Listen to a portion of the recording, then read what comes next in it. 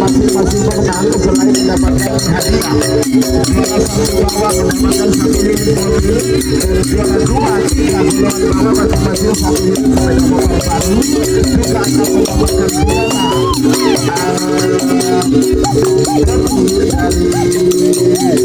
Mayor Jenderal TNI dan PMA, dan juga nanti masing-masing pemenang akan masuk dalam perhitungan. Lanjut ke pasangan organisasi dalam menit 38 bergerak Haji Hasan Kuping sama. Iya, ini melaksanakan kolaborasi dengan tim Saburata milik Bapak Haji Mustomi.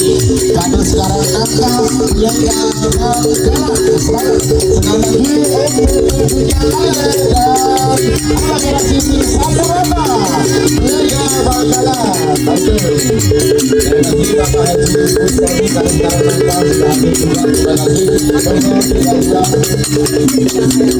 Tiga finalis dari golongan bawah dan juga 1 finalis dari golongan atas ini juga sudah masuk ke lintasan pacu dengan ini